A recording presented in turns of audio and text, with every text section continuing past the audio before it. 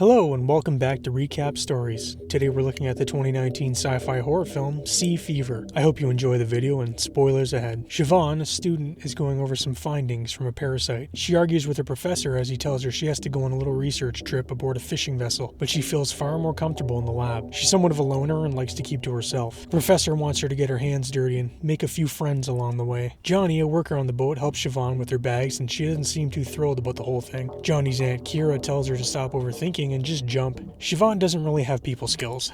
We're introduced to Gerard the skipper and Freya the real boss, as he likes to call her. A couple deckhands, Omid and Sudi, are in the bowels of the boat checking on things, and Omid, like most of us, wants a new job. Gerard comes down to check on things and tells them when they come back he'll have their money for them. Omid is concerned as he has a baby on the way and needs the money. Freya asks Siobhan about her work and she looks just about as confused as I am listening to it. Siobhan is there to photograph what they catch and look for anything out of the ordinary. She has to take a short dive as well and they look at her like she's crazy. Siobhan is on the deck and takes off her hat, revealing her red hair. The deckhands and the skipper are upset as apparently having red hair is bad luck, along with meaning you have no soul. Johnny mentions maybe wearing her hat isn't such a bad idea. The boat sets off and I'm sure everything will be just fine. She notices there are only 4 bunks and Johnny tells her they sleep in shifts, 2 hours on and 2 hours off. Siobhan notes that will affect cognitive ability and Johnny says, sea fever. Yeah, it happens. He tells her don't worry, you're not on shift. Gerard and Freya say a prayer to be kept safe during their journey as fishing is no joke. They kiss a pendant with a picture of their daughter in it. Johnny and Omid show her the water filtration unit that Omid built. She says it's brilliant and then asks him why he doesn't have a better job, showing off her excellent people skills. Kira asks her if she's cold and Siobhan shows her the red hair underneath her hat. Kira says, Mother of Jesus, a redhead? She tells her to take it off and hands her a beer saying, we'll need to get used to you. Freya calls the Coast Guard and they're told there's an exclusion zone where their fish are and they can't go there. Gerard is pretty upset. Siobhan is alone in her bunk eating while everyone else seems to be having a grand old time. Gerard notices something outside and we see some whales, which is odd because they're generally not this far out. Siobhan says they're usually not in fishing lanes as they don't like the noise from the boats. She thinks something is wrong, but the others tell her it's a good omen. Gerard sees something on his sonar and the boat is struck, shaking it violently. Gerard asks what the damage is and Omid asks for Siobhan. She heads down and Omid tells her something has changed the texture of the wood. It's become incredibly soft and she punctures a hole just by touching it. The engine won't turn like it's caught on something. Freya calls the Coast Guard but gets no response. Gerard took them into the exclusion zone. Siobhan touches the substance coming from the wood and why she isn't wearing gloves I'll never know. She collects a sample of it. Gerard comes down and takes a look at the substance. Peeling away at the wall they find something, some kind of creature. Gerard tells her to get her scuba gear on and check it out as she's there to check for anomalies. Siobhan jumps in the water and my thalassophobia kicks in. She finds weird glowing tendrils and proceeds to cut one off. More appear behind her and she looks below to see this massive creature. She tells them what she saw and they're in disbelief. She thinks it may be a squid, but it'd be the biggest on record if true. They plan to lift it with the nets as it should loosen its grip when it's in shallower water. The ship tilts as the weight of it is too much. Johnny's hand gets caught in the crank and Omid stops it before it does any more damage. They see another boat in the distance. A flare is fired to get their attention. Johnny, Siobhan, and Gerard head over in a small boat. Siobhan finds their radio has been smashed. They check below deck and find the crew are all dead. Gerard claims it was sea fever and they killed one another. He tells Siobhan to say nothing about it. They get back to the boat to find the creature let them go and they can leave. Gerard wants to stop and fish, but Freya just wants to go home. Siobhan is upset about what they saw on the other boat and Johnny tells her to just relax and rest. Omid and Sudi arrive at the most inopportune time. Siobhan tells Johnny he looks like he has a fever, but he says he's fine. Johnny says he's heading for a swim and they have to stop him. Siobhan looks at his eye and thinks she sees something. He goes to the sink saying he can't see and his eyes explode, spewing forth these little parasites everywhere. He dies as a result of his wounds. Siobhan tells them the parasites went into the water. They rush to Sudi, who's in the middle of having a shower. We see something on his back. They find him on the floor with blood all over. Gerard and Omid place Johnny's body below deck. Siobhan cries as she's clearly frightened over the whole thing. They check the filtration system and whatever it is has gone through each and every single filter. Omid and Siobhan open the water tank so they can see what they are and one tries to jump out and Omid stomps it out. Siobhan says there's saltwater larvae and freshwater and if she's right, they should die within a few hours. Gerard reads some passages from the Bible to put Johnny to rest. Siobhan notices that blue slime on the bottom of Omid's boot. She takes the sample from earlier and starts conducting tests. The slime itself has the parasites and they enter Johnny when he cut his hand. She claims that any one of them could be infected and they need to destroy the eggs. Siobhan asks Omid wanted to make a UV light. She believes intense UV light could kill off the creatures. They test it, but it has no effect. Omid wants to use the arc welder to send an electric current through and fry everything. Freya doesn't like it, but they have no other option at this point. They wet down the deck and everything else. Placing the wires on the deck, it sends a current through everything, but they still can't be sure if it worked. Sudi's wounds are still bleeding and he's in bad shape. Siobhan believes it worked, but they need to wait 36 hours before they can leave to make sure it did. Freya says that they're docking tonight, and Siobhan tells her that doing so could kill everyone, not just her crew. Kira is with Sudi and he has lost his eyesight. He dies and we see the parasite within his eye. Gerard is reading another passage for Sudi and he's having a hard time. Freya takes over reading the passage from the Bible. Siobhan tells Gerard and Freya they need to quarantine, but they won't listen. She throws a rope overboard, tying up the propeller. Omid finds her and he's not happy. Kira slugs her and the crew is pissed off. She's trying to save them and their families. Freya says to Siobhan that she saw something in Johnny's eye before he died, correct? And she wants her to now test all of them. Gerard asks Siobhan to test him and she says she doesn't need to. Freya does and she sees something in his eyes. The crew argue as Gerard reveals he brought them to an area he wasn't supposed to, so this is all his fault. Freya and Gerard look at the picture of their daughter and Gerard says he's not afraid of going because at least he'll be with her again. Kira has lost her ever-loving mind and is attacking Siobhan. Granny gets a boot to the face for her troubles though. A parasite leaves her eye and Omid stops it out. Siobhan checks on Freya and finds Gerard dead. Freya leaves the ship, heading out in a smaller boat. We see the water tank and something big is banging from within. Siobhan and Omid head down to check it out. She notes that this thing is alive in fresh water when it shouldn't be. They're going to heat the water to slow the creature down and release it back to the wild, which I feel is a very bad idea. Omid heats the tank with a torch. They open it up and these tendrils spring out before heading back down, eating a hole through the hull. They light the ship aflame as a rescue beacon and head down to an inflatable raft. Omid falls in the water and he can't swim. The creature grabs him, pulling him below the water. Siobhan dives in after. She grabs Omid and frees him from the tendrils. They both get in the raft and see a boat in the distance. Siobhan notices she got cut and is infected. Omid tries to tourniquet her arm to stop the spread. She dives back in the water, letting the creature kill her. Omid is alone, the glowing of the blue creature around him, and the film ends. I hope you enjoyed today's video. If you'd like to see more, please subscribe and hit the bell to be notified of any new uploads. Thank you for watching, and as always, do take care.